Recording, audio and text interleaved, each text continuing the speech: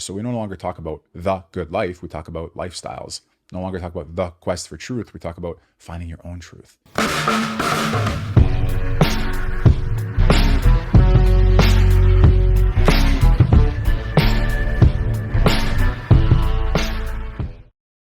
Hi everybody, great to be with you. Michael Millerman here. In this video, we're going to go over a piece of writing by Allan Bloom, author famously of this book called The Closing of the American Mind, a bestseller in the 80s.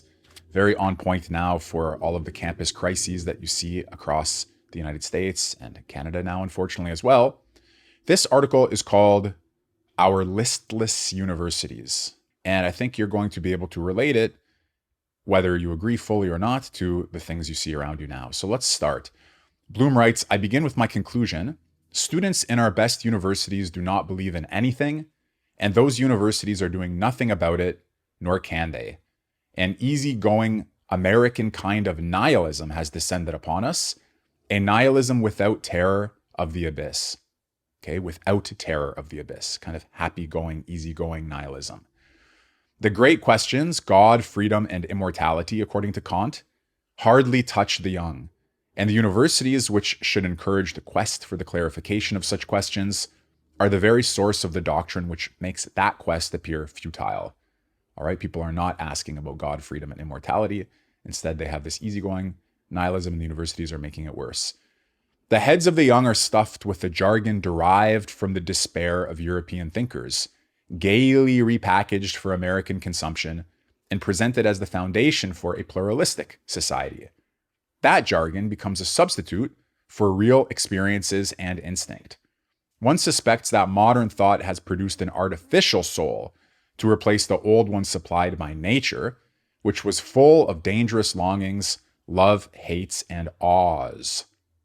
The new soul's language consists of terms like value, ideology, self, commitment, identity. I'll pause here for a minute. Obviously, you're so saturated with this vocabulary yourselves, as I am too, that it's commonplace for us, but it's a new vocabulary. Okay, back to the article. Every word derived from recent German philosophy, and each carrying a heavy baggage of dubious theoretical interpretation, of which its users are blissfully unaware.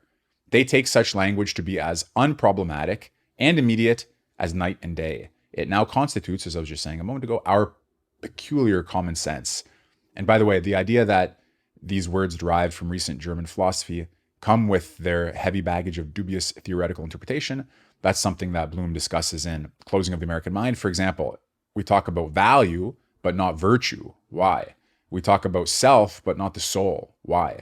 What's implied in our language of commitment? Okay, these are things that he does go over. The new language subtly injects into our system the perspective of do your own thing as the only plausible way of life. I know that sounds vaguely passé, he writes, a remnant left over from the 60s, but it is precisely the routinization of the passions of the 60s that is the core of what is going on now, just as the 60s were merely a radicalization of earlier tendencies. The American regime has always attempted to palliate extreme beliefs that lead to civil strife, particularly religious beliefs. The members of sects had to obey the law and be loyal to the Constitution. If they did so, others had to leave them alone. To make things work, it was thought helpful that men's beliefs be moderated. There was a conscious, if covert, effort to weaken religious fervor by assigning religion to the realm of opinion as opposed to knowledge. So if you know that people are fighting over their religious claims, then you sort of shift the ground of the battle. You say, religion is just a matter of private opinion. It's not really the kind of thing that you can fight over in a meaningful way. So everyone had to have an intense belief in the right of freedom of religion. The existence of that natural right was not to be treated as a matter of opinion. So religion itself is a matter of opinion, but the right of freedom of religion is a natural right. So you have to construct this sort of teaching in order to moderate men's beliefs as part of a conscious, if covert, effort to weaken religious fervor. And why would you do that? Because you're trying to make sure that you are downplaying the sources of civil strife, particularly religious belief. The insatiable appetite for freedom to live as one pleases thrives on this aspect of modern democratic thought. The expansion of the area exempt from legitimate regulation is affected by contracting the claims to moral and political knowledge. It appears, in other words, You don't know what's beautiful and ugly. You don't know what's true or not true. You don't know what's good and not good, what's noble and base, what's just and unjust. Because if you did have such knowledge, then there would be conflict. But if you're trying to get rid of those sources of conflict, you're democratizing the truth by making it that everybody has their own truth, their own standard of beauty, their own notion of justice. It appears that full freedom can be attained only when there is no such knowledge. Okay, knowledge, moral and political knowledge. In other words, there's a contrast here between full freedom and knowledge of the truth, at least knowledge of the moral and political truth. The effective way to defang oppressors is to persuade them that they are ignorant of the good. There are no absolutes. Freedom is absolute. So he's presenting now the reigning university doctrine. A doctrine that gives equal rights to any way of life whatsoever has the double advantage of licensing one's own way of life, right? If all ways of life are good, then my way of life is fine. And of giving one a democratic good conscience, right? I'm not judgy. The very lack of morality is a morality itself, okay, and permits what Saul Bellow has called easy virtue, a mix of egotism and high-mindedness. Now, in feeling as well as in speech, a large segment of our young are open to every lifestyle. But the fatal consequence of this openness has been the withering of their belief in their own way of life and of their capacity to generate goals. The palliation of beliefs culminates in pallid belief. A soul which esteems indiscriminately must be an artificial soul, and that, to repeat, is what we are coming near to constituting, not by some inevitable historical process, but by a conscious educational project. And ask yourself, how much more along the road of artificial souls and artificial minds and artificial intellects and artificially written papers and artificially read papers and artificially marked papers have we moved to here as part of a conscious educational project? People getting A's just for going out and protesting, nobody having to think about anything at all. This project masquerades as the essential democratic theory without which we would collapse into tyranny or the war of all prejudices against all. Its premise is that truth itself must be prejudiced or at least treated as such.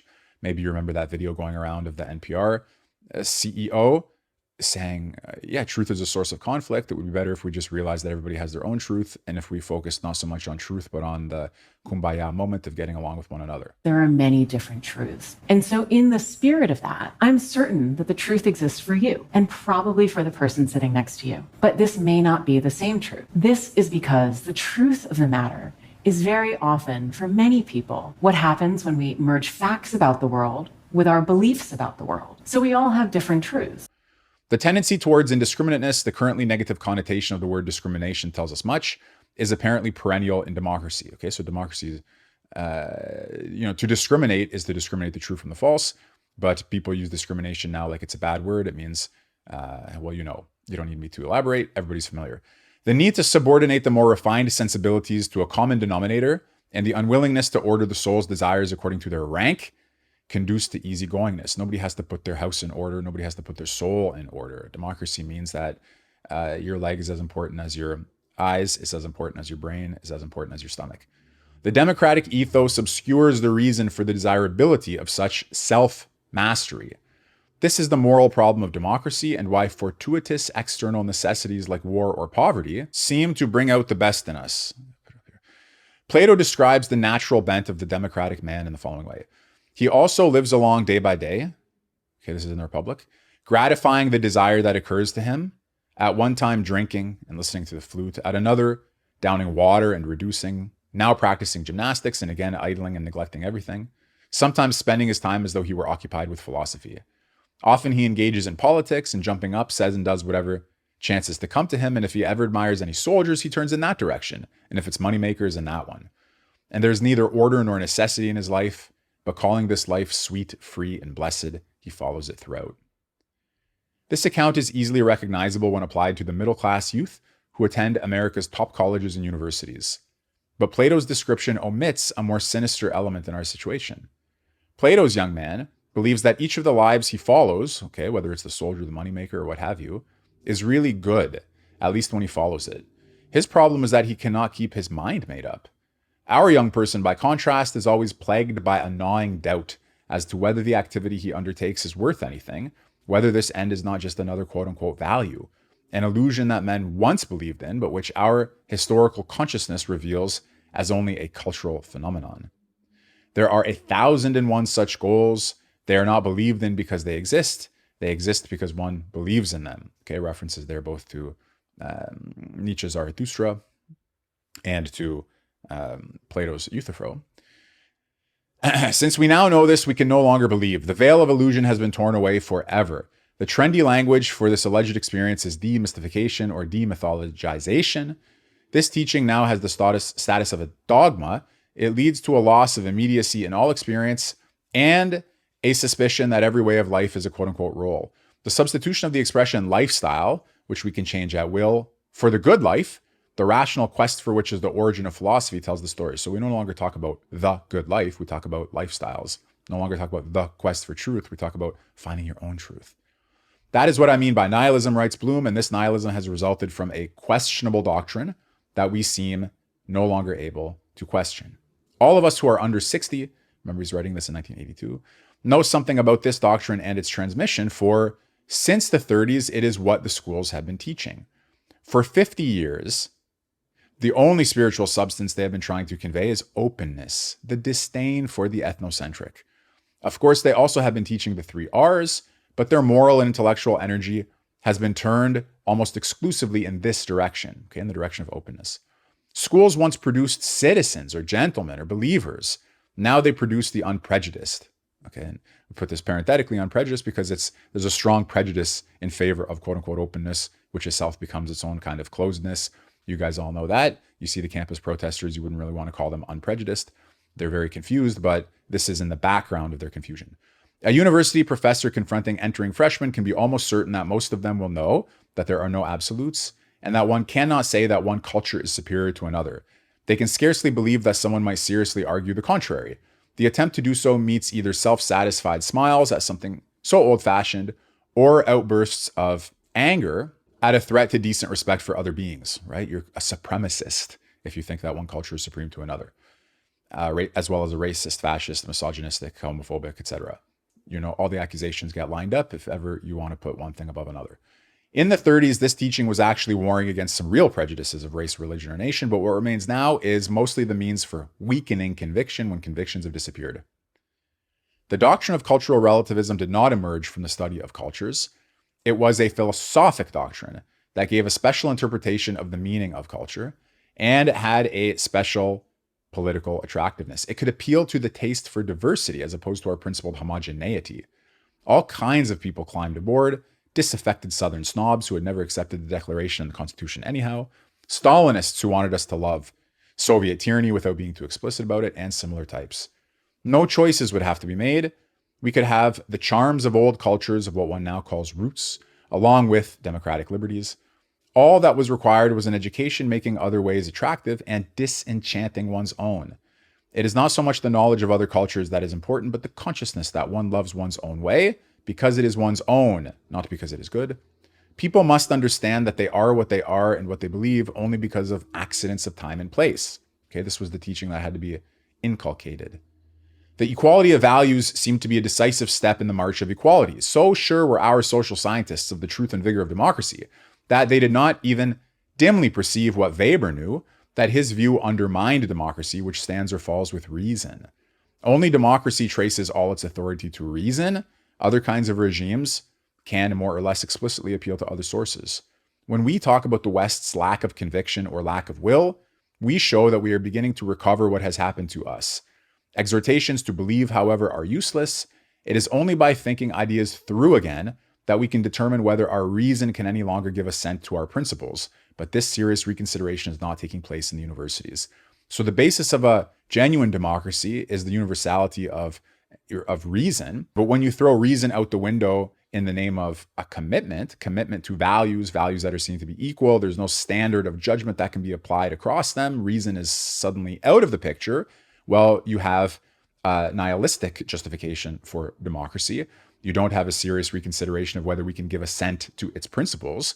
And the universities are contributing to the problem, not to the solution. Today, a young person does not generally go off to the university with the expectation of having an intellectual adventure, Bloom writes, of discovering strange new worlds, of finding out what the comprehensive truth about man is. This is partly because he thinks he already knows, partly because he thinks such truth is unavailable. And the university does not try to persuade him that he's coming to it for the purpose of being liberally educated, at least in any meaningful sense of the term, to study how to be free, to be able to think for himself. The university has no vision, no view of what a human being must know in order to be considered educated. Its general purpose is lost amidst the incoherent variety of special purposes that have been accredited within it. Such a general purpose may be vague and undemonstrable, but for just this reason, it requires the most study. The meaning of life is unclear, but that is why we must spend our lives clarifying it, rather than letting the question go. The university's function is to remind students of the importance and urgency of the question and give them the means to pursue it. Universities do have other responsibilities, but this should be their highest priority, Bloom writes. You can ask yourselves how far the university today is from what Bloom suggests its overarching or highest priority should be. They have, however, been so battered by modern doctrines, social demands, the requirements of the emancipated specialties, that they have tacitly agreed not to open Pandora's box and start a civil war. Because once again, when you open the question of good, bad, right, wrong, just, unjust, noble, ignoble, and all of that, especially when it comes to the deep questions, well, you have to start trying to adjudicate between or among the religions and so on. Well, you've tacitly agreed not to open Pandora's box, and yet that's where the meaningful questions about the meaningful life are. They provide a general framework that keeps the peace, but they lack a goal of their own. When the arriving student surveys the scene, he sees a bewildering variety of choices. The professional schools beckon him by providing him with an immediate motive, a lucrative and prestigious livelihood guaranteed by simply staying in the university to the conclusion of training, right? Go get a business degree and off you go, or law degree and off you go. Medicine and law were always such possibilities. With the recent addition of the MBA, the temptation has radically increased. If the student decides to take this route, liberal education is practically over for him, right? You go all into money making or all into the professions, and it's hard to see that you're going to have the training and the leisure left open for the questions that are not immediately practical or effective. If he first turns his eye to what was traditionally thought to be the center of the university, he will confront, aside from a few hot programs like Black Studies, Native Studies, Women's Studies, which are largely exercises in consciousness raising, the natural sciences, the social sciences, and the humanities. The natural sciences thrive, full of good conscience and good works, but they are ever more specialized and ever more separate from the rest of the university. They have no need of it. They don't object to liberal education if it doesn't get in the way of their research and training. And they have nothing to say even about themselves or their role in the whole human picture, let alone about the kinds of questions that agitated Descartes, Newton, and Leibniz. Their results speak for themselves, but they do not say quite enough. Okay, so the natural sciences are bounded, they're limited. They really address, in some sense, what Heidegger called a regional ontology, but they don't go into a fundamental ontology. They don't question their place in the whole human picture, as Bloom puts it, and therefore they can't satisfy the deepest longing for a meaningful orientation in the world. The social sciences are the source of much useful research and information, but they are long past the first effervescence of their Marxist, Freudian, Weberian period. Then they expected to find a new and more scientific way to answer the old questions of philosophy. Such hopes and claims quietly disappeared from the scene during the past 15 years. Their solid reasons for existence are in specialized study of interest rates, Iranian politics, or urban trends. Practically no economist conceives of doing what Adam Smith did, and the few who try produce petty and trivial stuff. The case is pretty much the same for the other social sciences. They are theoretically barren, and the literature read and used by them is mostly ephemera of the last 50 years. Okay, so the social sciences, they tried to apply modern scientific methods to old philosophical problems, but really they are barren and trivial and petty. Again, as concerns this big goal of a meaningful understanding of the human situation. The remainder is to be found in the humanities. So we rejected the natural science as the main place for us to look for guidance. We reject the social science as the main place for us to look for guidance. So we look at the humanities instead, the smallest, least funded, most dispirited part of the university. The humanities are the repository of the books that are at the foundation of our religion, our philosophy, our politics, our science, as well as our art. Here, if anywhere, one ought to find the means to doubt what seems most certain, Only here are the questions about knowledge, about the good life, about God and love and death at home in the university. If, however, one looks at the humanistic side of the campus, one finds a hodgepodge of disciplines not integrally related with one another and without much sense of common purpose. The books are divided up among language departments according to the largely accidental fact of the language in which they were written. Such departments have as their primary responsibility the teaching of the language in question, a very depressing responsibility now that languages have fallen to particular disfavor with students. Humanists are generally the guardians of great books, but rarely take seriously the naive notion that these books might contain the truth which has escaped us. Yet without the belief that from Plato one might learn how to live, or that from Shakespeare one might get the deepest insight into the passions and the virtues, no one who is not professionally obligated will take them seriously. Okay, so even though there may still be a remnant of these books taught in the humanities, they're no longer taught in the way that they might be true. Try as they may, the humanities will fail to interest if they do not teach the truth, even as natural and social science are supposed to do. To present the great writers and artists as representatives of cultures or examples of the way thought is related to society, or in any of the other common modes today, is to render them uninteresting to the healthy intellect. The comprehensive questions have their natural home in the humanities, but it is there that the historical cultural doubt about the possibility of answering them is most acute. What a sad situation. Professors of humanities, more than any others, wonder whether they have a truth to tell. Philosophy should, of course, provide the focus for the most needful study, but it is just one department among many. And in the democracy of the specialties, it no longer has the will to insist that it is the queen of the sciences. Moreover, in most philosophy departments, the study of the classic texts is not central. Professors, quote unquote, do their own philosophy and do not try to pose the questions as they were posed by the old writers. Now, guys, needless to say, the Millerman School has tried to correct this. That's why we teach Plato's Republic, Aristotle's Politics, and even the contemporary thinkers, Nietzsche's Zarathustra, Heidegger's Being and Time. We're trying to learn from the great books, past and present. This is especially the case for the dominant school of thought in the United States, the Oxford School. Of all university members, humanists have the least self-confidence. The students are abandoning them, and they have difficulty speaking to the concerns of the age, which I add here should absolutely not be the case, because if they were schooled in Plato and Aristotle, they should be able to address much of what's going on around us in a meaningful way, since political philosophy is the great sense-making secret, Rosetta Stone, and superpower.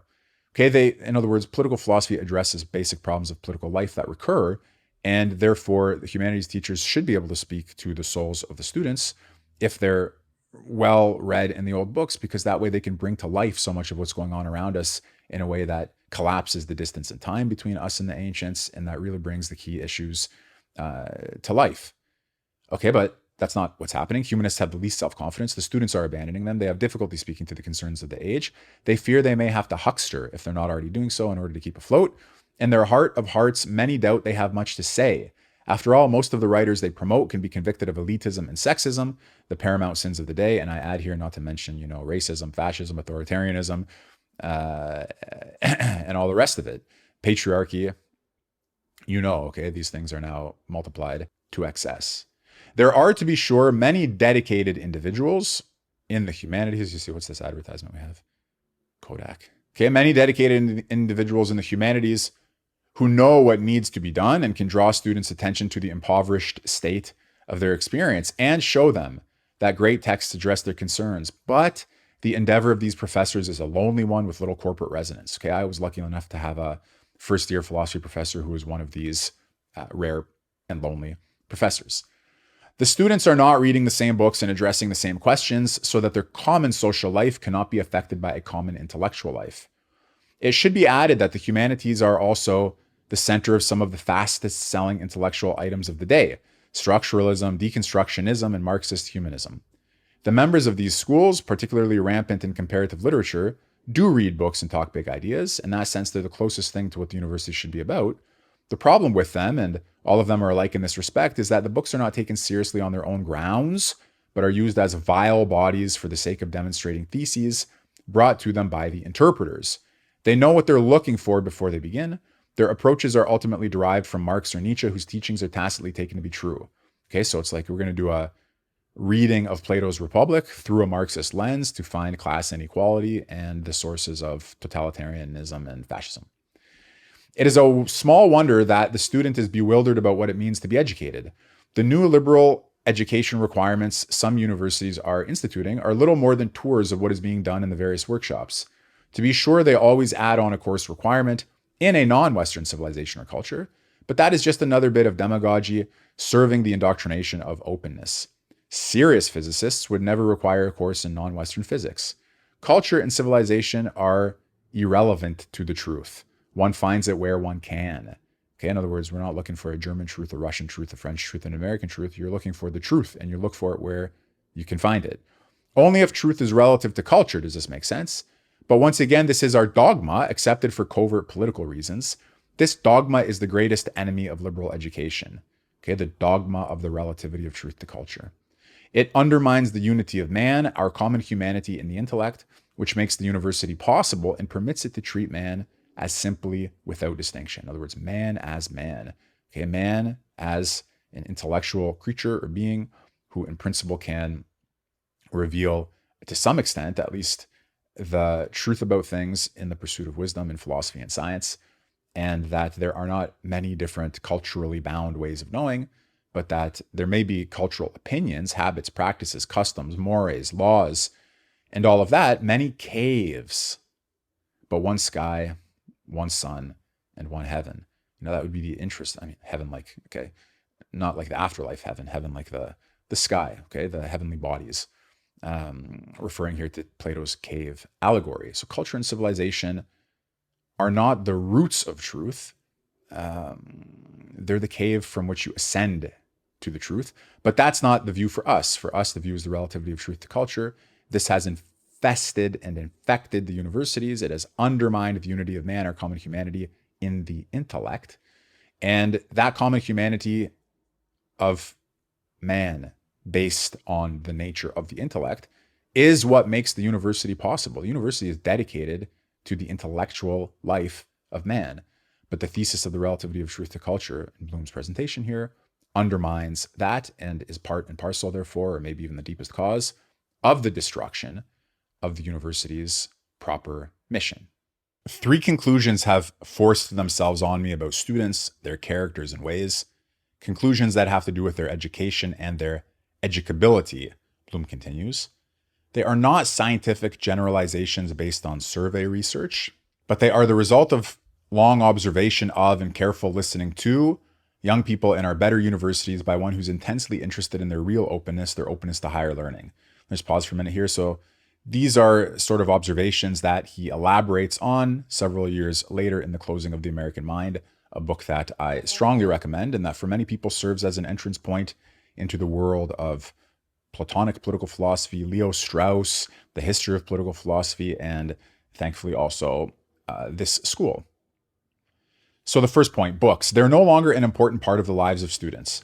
Information is important, but profound and beautiful books are not where they go for it. They have no books that are companions and friends to which they look for counsel, companionship, inspiration, or pleasure. They do not expect to find in them sympathy for or clarification of their inmost desires and experiences. The link between the classic books and the young, which persisted for so long and in so many circumstances, is the only means of connecting the here and now with the always. And this link has been broken. The Bible and Plutarch have ceased to be a part of the soul's furniture, an incalculable loss of fullness and awareness of which the victims are unaware.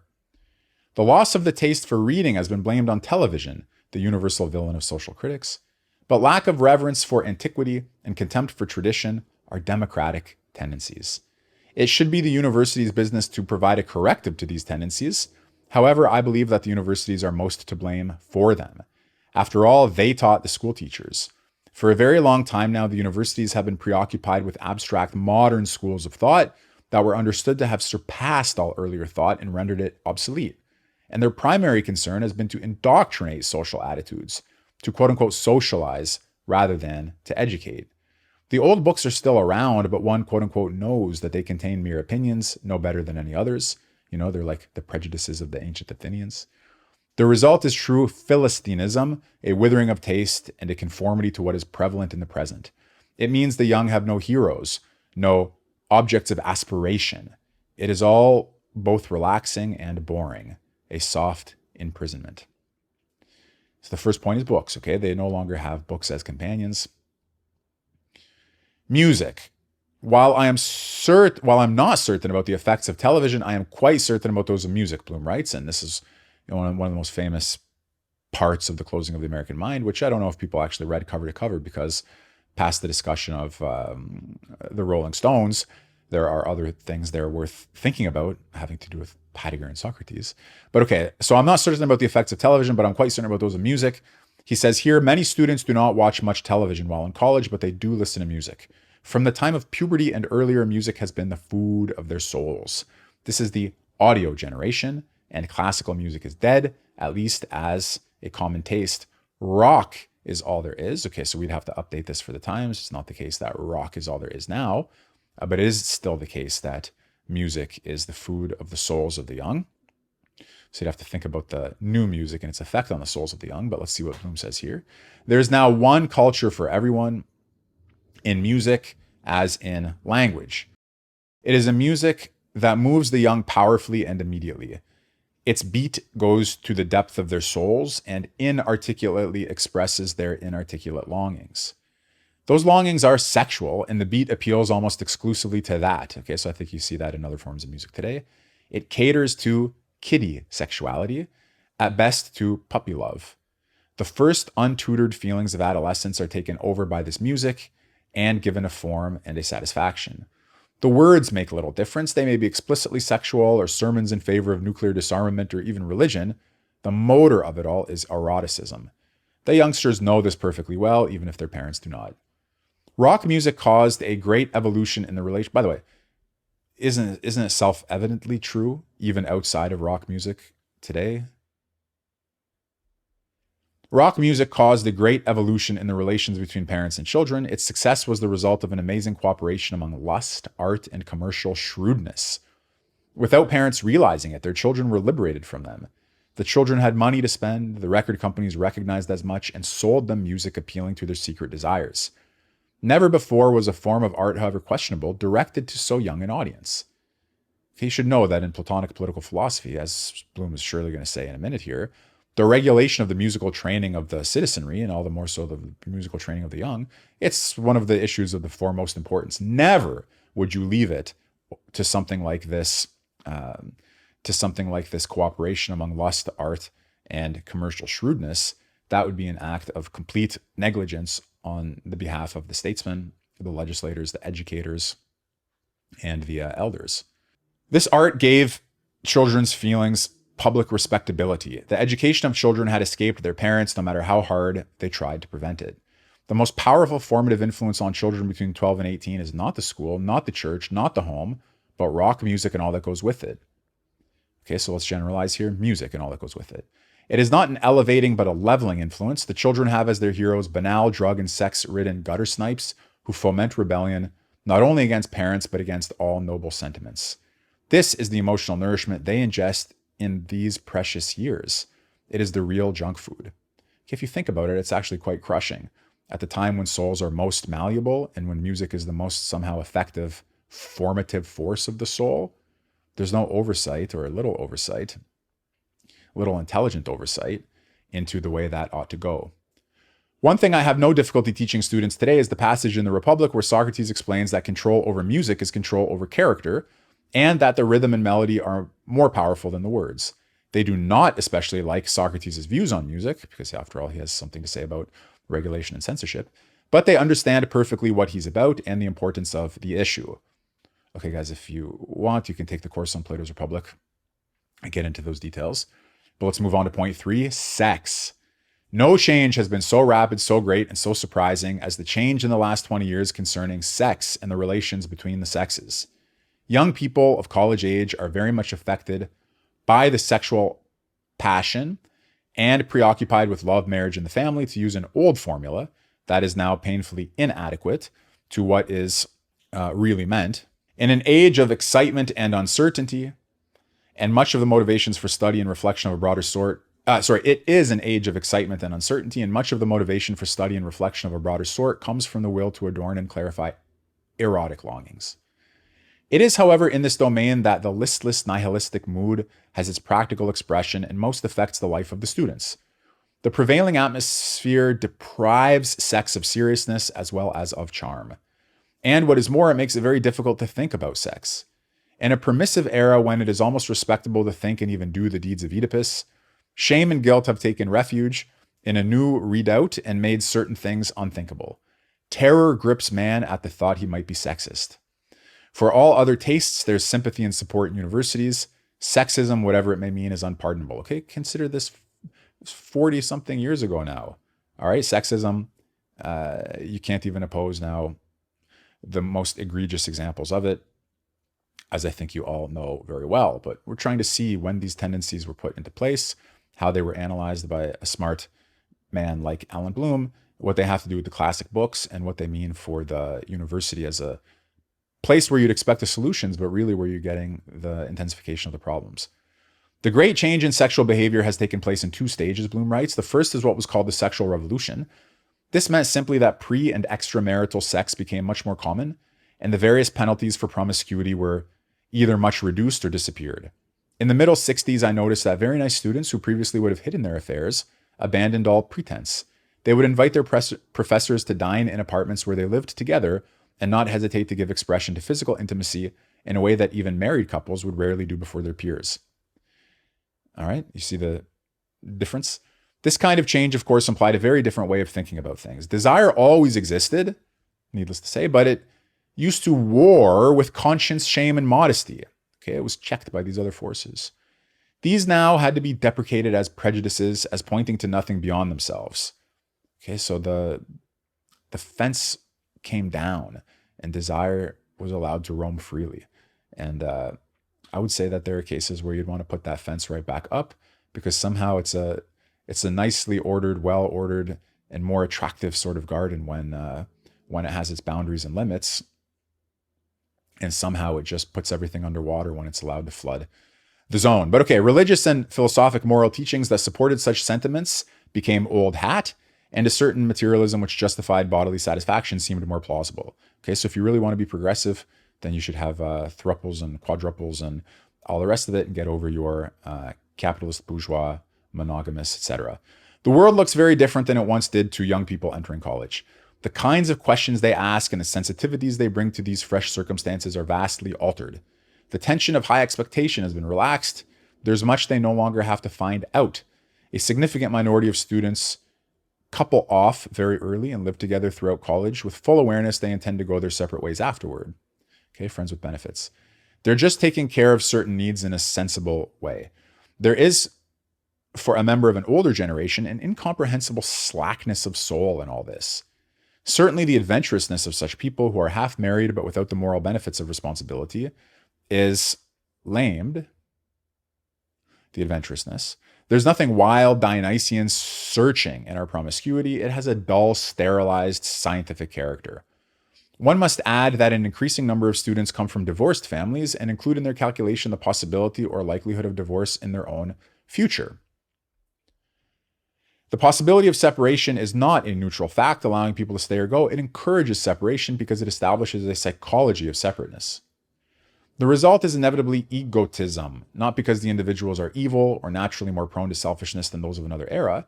If there's no other thing to be attached to, the desires concerning ourselves are ever present. This tendency is particularly pronounced in an age when political ties are weak. People can hardly be blamed for not being attached when there's nothing that calls forth attachment. So I should make a little comment here because there's I think he's going to maybe get to it, maybe not, from The Closing of the American Mind, which is on one hand, you have nothing that calls forth your attachment. But on the other hand, you have the phenomenon of quote unquote commitment, which is finding a source of significance by attaching yourself to something merely through the fact of attachment and no longer really because of the issue itself. It's not based on an understanding. It's not really rooted in any sort of clear comprehension or wisdom. It's just commitment itself is celebrated. So you have this this two-pronged scenario. On one hand, no attachment and egotism, and on the other hand, in some cases, attachment for the sake of attachment, but not for anything higher or anything deeper. There can be no doubt that the sexual revolution plays a great role in dissolving the bonds founded on sexual relationships. What is not sufficiently understood is that in modern society, there's little else that can be the basis for moral association. There's a repulsive lack of self-knowledge in those who attack the nuclear family and are rhapsodic about the extended family and real community, quote unquote. Looseness is thus made into an ethical critique of our society. The extended family is no more possible in our time or consonant with our principles than is feudalism, while the nuclear family is still a viable alternative, but one that needs support in theory and practice. Okay, so Bloom is saying, guys, you don't know what you're trying to destroy if you try to destroy the nuclear family. It provides a natural basis for connectedness. One can give it up, but one has to know the price. There's simply nothing else that is generally operative in society at large, okay, in an age when these other forces have lost their hold on man. The nuclear family still somehow remains, and yet students are taking aim at it to their own detriment and at their own risk. But even more powerful than all of the above charges are the effects of feminism. So we had the sexual revolution, now we have feminism, which is still early in its career of reform and is the second stage of the great change of which I'm speaking, Bloom writes. The theme is too vast to treat properly, but one can say that it, much more than the sexual revolution, takes place on the level of thought rather than that of instinct. Consciousness must be altered. Women have been exploited and misused throughout the entire past, and only now can one find out their real potential. We're on the threshold of a whole new world and a whole new understanding. And right and left are in large measure united on the issue. There's an almost universal agreement among those who count for university students that feminism is simply justified, as is. The degree of common agreement comes home to me when I teach the Socrates fantasy in the Republic about the abolition of the difference between the sexes. 20 years ago, Bloom writes, it was an occasion of laughter, okay, that men and women should be equal in all fundamental respects, treated as equal in all fundamental respects. And my problem, he writes, was to get students to take it seriously. Today, it seems perfectly commonplace, and students take it all too seriously, failing to catch the irony. They do not note the degree to which Socrates acts as though men and women have no bodies, and lightly give up all the things that are one's own, particularly those one loves, parents, spouses, children. All of them are connected with the bisexuality of the species, okay? The fact that there are men and women, that we are a sexually divided species in that sense. But the students, they've got so used to, this is not me speaking, not Bloom, I'm restating what he put here, they got so used to feminism that they take for granted, they went too far in the direction of accepting the equality of the sexes to see the relevant differences. In doing this, Socrates shows the ambiguity of our nature and the degree of tension between our common humanity and our sexual separateness. The balance between the two is always fraught with difficulties. Okay, so Socrates shows us that there's a fundamental difficulty. The students of the past exaggerated the solution in one direction, the students of the present exaggerate in another direction. The balance between the two is always fraught with difficulties. One must decide which has primacy, and this decision must be made in full awareness of the loss entailed by it. Our students no longer understand this, Bloom writes, or even laments. It is here that a great difference between the situation of women and that of men comes to light. Women today have, to use our new talk, an agenda. They want to have the opportunity to pursue careers, and they want to find ways to reconcile this goal with having families. Also, it is their movement, so they're involved and excited, have much to talk about. The men, on the other hand, are waiting to be told what is on the agenda and ready to conform to its demands. Okay, so the women have taken the upper hand in political activism here. There's little inclination to resist. All the principles have been accepted. It only remains to see how to live by them. Women are to have careers just as do men. And if there's to be marriage, the wife's career is not to be sacrificed to the man's. Home and children are a shared responsibility. When and if there are to be children is up to the woman. And the decision to terminate or complete a pregnancy is a woman's right. Above all, women are not to have a role imposed on them. They have a right to self-definition. The women were the victims and must be the leaders in their recovery from victimization. The men, as they themselves see it, have to be understanding and flexible. There are no guidelines. Each case is individual. One can't know what to expect. And here's the punchline. Openness, again, is the virtue. Okay, so no guidance, no clarity, no standards. And moreover, the men have abandoned the position here of political involvement and of responsibility. They've sort of kicked the can over to the women. The result is a desexualization of life, all the while that a lot of sexual activity is going on, and a reduction of the differences between the sexes. Anger and spiritedness are definitely out. Men and women in universities frequently share common dwellings and common facilities. Sex is all right, but it creates a problem. There are no forms in which it is to express itself, and it is a reminder of differentiation where there's supposed to be none. It is difficult, and then, therefore we could add here, maybe exaggerated cases that Bloom would not have seen, the whole transgender movement as various forms of ways of getting around all of these problems too. Okay, one way of overcoming differentiation and so on. It is difficult to shift from the mode of sameness into that of romance. Therefore, advances are tentative. Okay, remember all of the worry about rape culture as well. Nobody's quite sure where they are to begin. You've seen those comically unsexual requests for consent to even begin a courtship. And men's fear of stereotyping women is ever present. It is love that is being sacrificed, for it makes woman into an object to be possessed. Dating is almost a thing of the past. Men and women are together in what is supposed to be an easy camaraderie. If coupling takes place, it is not to disturb the smooth surface of common human endeavor. Above all, no courtship or courtliness. Now there is friendship, mutual respect, communication, realism without foolish fabulation or hopes. One wonders what primal feelings and desires are pushed down beneath the pat uniformity of the speech they almost all use, a self-congratulatory speech which affirms that they're the first to have discovered how to relate to other people. If you really think about what he's saying here, it's kind of scathing. The insulting but accurate description of being self-congratulatory as the first to have discovered something, whereas really what you've done is remove all the vitality, intensity, passion, eroticism, life, and understanding from a phenomenon as old as humanity. This conviction has as its first consequence that all old books are no longer relevant because their authors were sexists. If they happen to be women, they were maimed by living in a sexist society. There's little need of the commissars who are popping up all over the place to make the point that Eve, Cleopatra, Emma Bovary, and Anna Karenina are parts of male chauvinist propaganda. The students have gotten the point. These figures can't move their imaginations because their situations have nothing to do with situations in which students expect to find themselves. They need no inquisition to root out sexist heresies, although they will get one.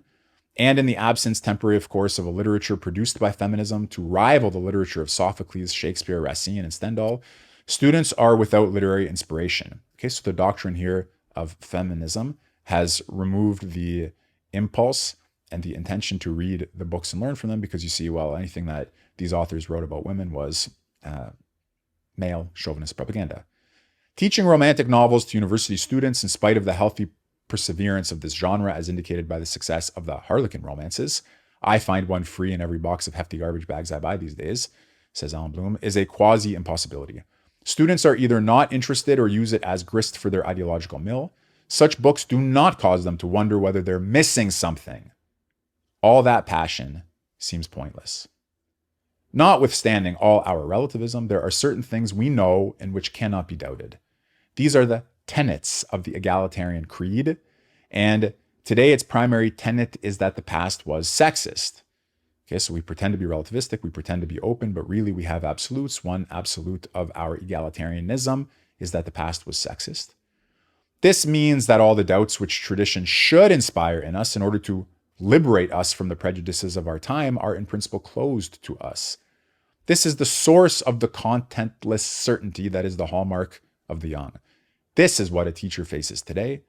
I do not say that the situation is impossible or worse than it ever was. The human condition is always beset by problems. But these are our problems and we must face them clearly. They constitute a crisis for humane learning, but also reaffirm the need for it. The bleak picture is often relieved by the rays of natural curiosity about a better way. It can happen anytime a student confronts a great book. Okay, so that was Allan Bloom in 1982 on Our Listless Universities. His great book, which he wrote expanding on those theses and ideas, is The Closing of the American Mind, which I recommend that you do read. And of course, Millerman School itself is designed to be a place where you can hopefully encounter the great books of the past and present and reawaken in yourself this desire for a wisdom that casts a light on all political problems, past and present, and on the human situation, so that we're no longer bound by the narrow confines of our cave, but with a greater understanding, we can relate to humanity as such, thinking through the questions of the best human life, the best political life, the meaning of love and death and longing, the ways of life that are open to us, what it means for something to be good, bad, just, unjust, noble, base, ugly, beautiful, worthy or unworthy of our aspiration, of our time, of our effort, and of our admiration. So there you go, Allan Bloom, a great teacher. Read The Closing of the American Mind and allow yourself to be moved by great books.